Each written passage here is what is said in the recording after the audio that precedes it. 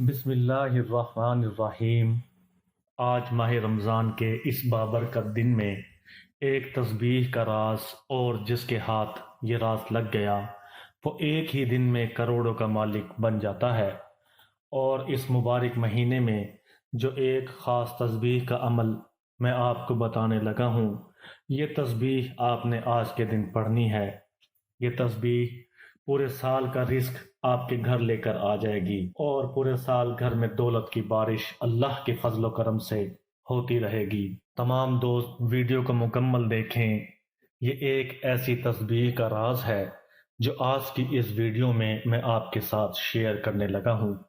یہ بہت ہی کم لوگوں کو پتہ ہے، اور جن لوگوں کو یہ راز پتہ ہے، کامیابی ان کے قدم چومتی ہے، اور وہ پھر زندگی کی ان بلندیوں پر پہنچ جاتے ہیں جس کا انہوں نے خواب دیکھا ہوتا ہے۔ حضرت انس رضی اللہ تعالی عنہ کا بیان ہے، رسول اللہ صلی اللہ علیہ وسلم کے دور میں دو بھائی تھے۔ ان میں سے ایک نبی اکرم صلی اللہ علیہ وسلم کی خدمت میں حاضر ہوتا تھا، جبکہ دوسرا کاروبار کیا کرتا تھا۔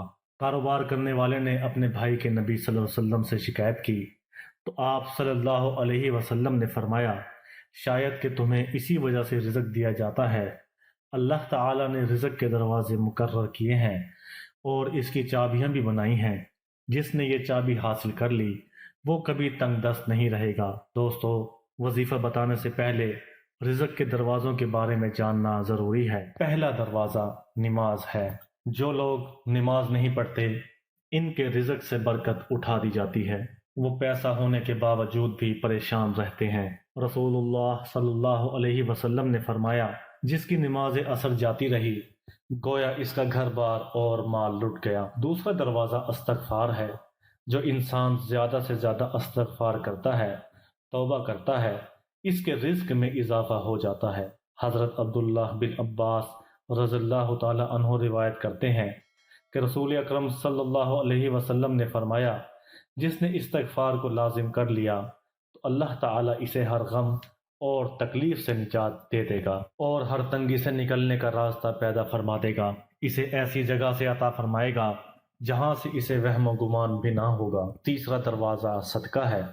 اللہ نے فرمایا کہ تم اللہ کی راہ میں جو خرچ کرو گے اس کا بدلہ دے کر رہے گا۔ انسان جتنا دوسروں پر خرچ کرے گا، اللہ اسے 10 گنا بڑھا کر دے گا۔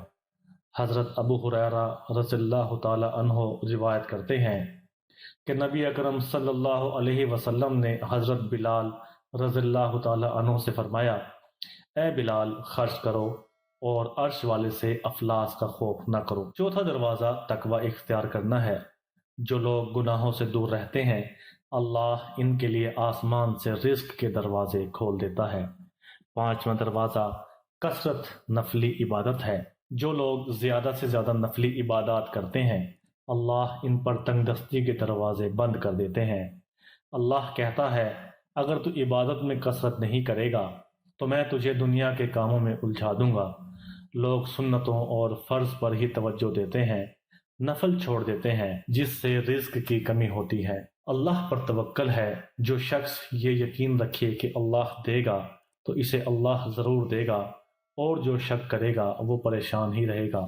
حضرت عمر بن الخطاب رضی اللہ عنہ نے فرمایا کہ رسول اللہ صلی اللہ علیہ وسلم نے ارشاد فرمایا، اگر تم حسن خوبی کے ساتھ اللہ پر توکل کرو تو تمہیں اس طرح رزق دیا جائے گا جس طرح پرندوں کو رزق دیا جاتا ہے۔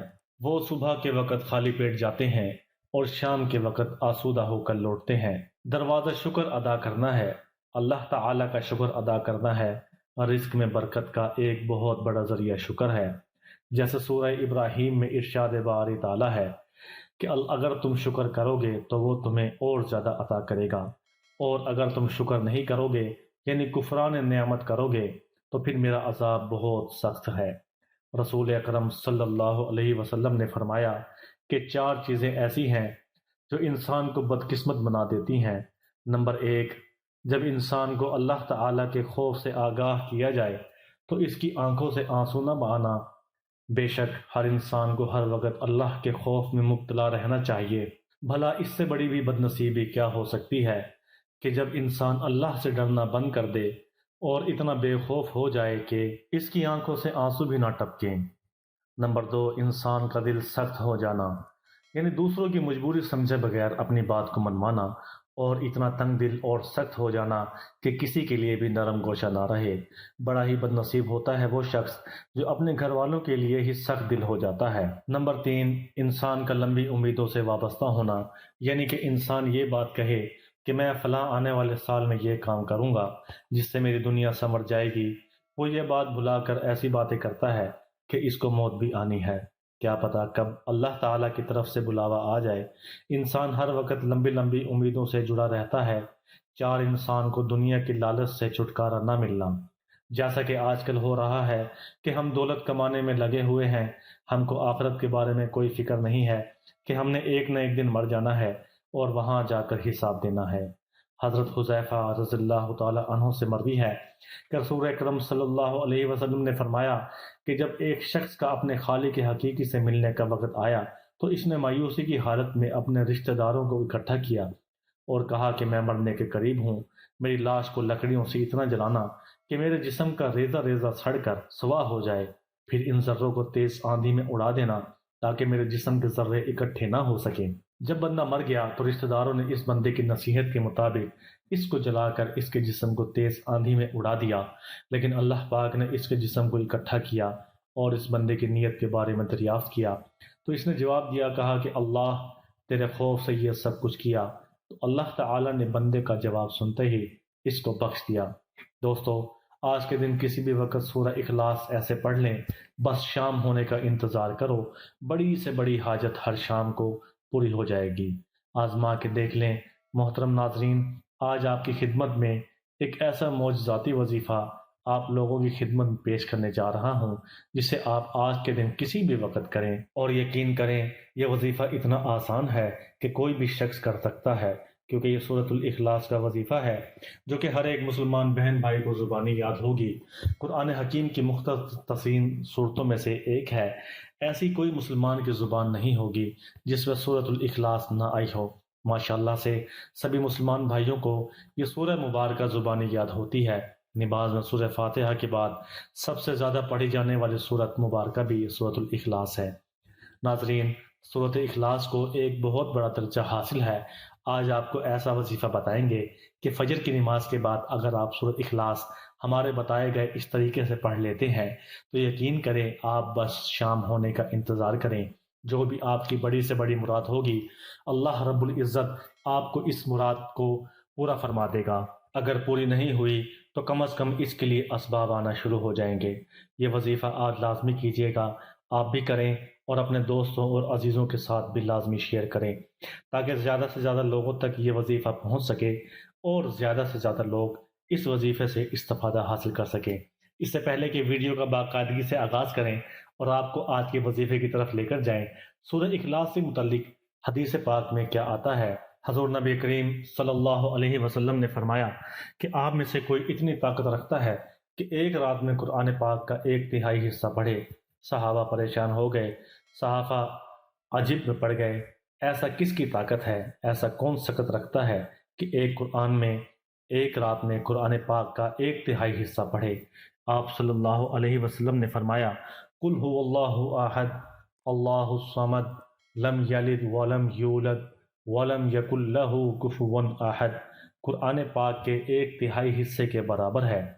اگر کسی شخص نے ایک بار سورہ اخلاص پڑھی گویا کہ اس نے قرآن پاک کا 1/3 حصہ پڑھا، اور اگر کسی شخص نے 3 بار سورہ اخلاص پڑھی گویا کہ اس نے پورا قرآن مکمل کرنے کے جتنا ثواب حاصل کر لیا۔ تو یہ ایک ایسی حدیث ہے جہاں سے ہمیں سورہ اخلاص کی اہمیت کا اندازہ ہوتا ہے۔ ناظرین، ایسی اور بھی بہت سی احادیث ہیں جسے آپ سنیں گے تو آپ کو سورہ اخلاص کی اصل اہمیت کا اندازہ ہوگا اور آپ اس کا وظائف ضرور کریں گے۔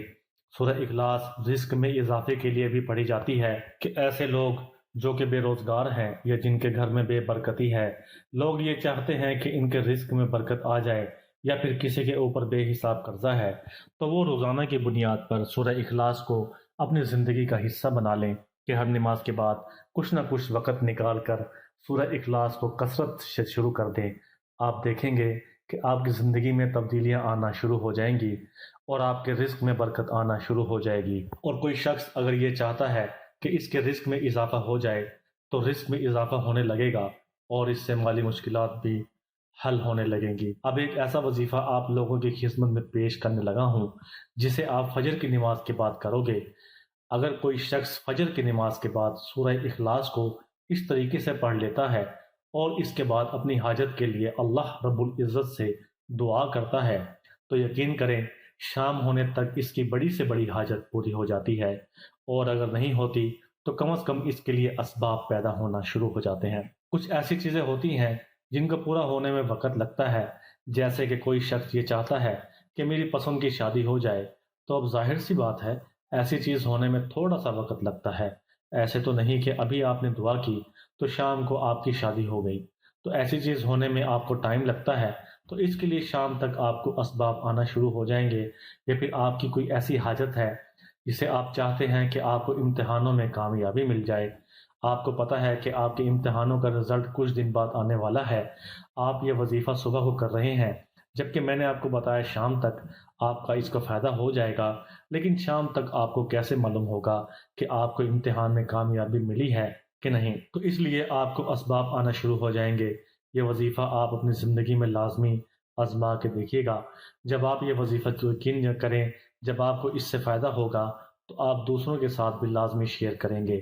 یہ اتنی بڑی برکت والا عمل ہے ناظرین، کرنا کچھ اس طریقے سے ہے کہ جب آپ فجر کی نماز پڑھتے ہیں تو فجر کی نماز کے بعد آپ کچھ دیر کے لیے ایک جگہ پر بیٹھ جائیں اور اپنی انگلیوں کی پورٹوں پر، یعنی جو اپنی انگلیوں کی لکیریں بنی ہیں، تو ان انگلیوں کے پورٹوں پر آپ نے ایک ایک کر کے سورہ اخلاص پڑھنی ہے، اور ٹوٹل 15 بار، ایک ہاتھ میں ٹوٹل 15 بار آپ نے سورہ اخلاص پڑھنی ہوگی۔ اگلی پر 3 بار پڑھیں گے تو ٹوٹل 5 انگلیوں پر 15 بار کی تعداد ہوگی۔ 15 بار آپ نے سورہ اخلاص پڑھنی ہے، لیکن اس کے شروع میں 3 بار درود شریف اور پھر آخر میں 3 بار درود شریف لازمی پڑھنا ہے، اور درود شریف آپ نے نماز والا پڑھنا ہے۔ تو بڑا آسان عمل ہے۔ فجر کی نماز کے بعد آپ نے ایک جگہ پر بیٹھ جانا ہے، 3 بار اپنے درود شریف پڑھنا ہے، 15 بار آپ نے سورۃ الاخلاص پڑھنی ہے، اور آخر میں پھر آپ نے درود شریف پڑھ لینا ہے۔ اب آپ نے دعا کے لیے ہاتھ اٹھانے ہیں، جو بھی حاجت ہے اور جو بھی مراد ہے، اگر تو وہ جائز ہے، یا اس سے مراد بہت سے لوگ ایسی خواہش رکھتے ہیں جو کہ حرام ہوتی ہے اور ان کے لیے جائز نہیں ہوتی، جیسے کسی کے بیچ میں نفرت پیدا کرنا، کسی کے میاں بیوی کے بیچ میں لڑائی کے لیے بہت سے لوگ وظائف کرتے ہیں، یا کسی کو نقصان پہنچانے کی نیت سے لوگ وظائف کرتے ہیں، تو یقین کریں ایسے وظائف کرنے کا کوئی فائدہ نہیں ہے، نہ ان کو نقصان ہوگا بلکہ الٹا آپ کو ہی نقصان ہوگا۔ تو اس میں آپ کا وقت کا ضائع ہوتا ہے اور اس کا آپ کو نقصان بھی ہوتا ہے، تو اس لیے صرف جائز چیزوں کے لیے یہ وظیفہ کیا جائے۔ تمام حضرات نماز کا اہتمام کریں، کیونکہ نماز ہر مسلمان پر، مرد اور عورت پر فرض ہے۔ اللہ تعالی ہم سب کو 5 وقت نماز باجماعت ادا کرنے کی توفیق عطا فرمائے، اور رمضان المبارک کے اندر زیادہ سے زیادہ نیکیاں سمیٹنے کی توفیق عطا فرمائے، اور اس مہینے کی برکت سے اللہ تعالی ہماری بخشش فرمائے۔ آمین ثم آمین۔ تمام حضرات کمنٹ باکس میں اللہ تعالی کے 99 ناموں میں سے ایک نام ضرور ٹائپ کریں۔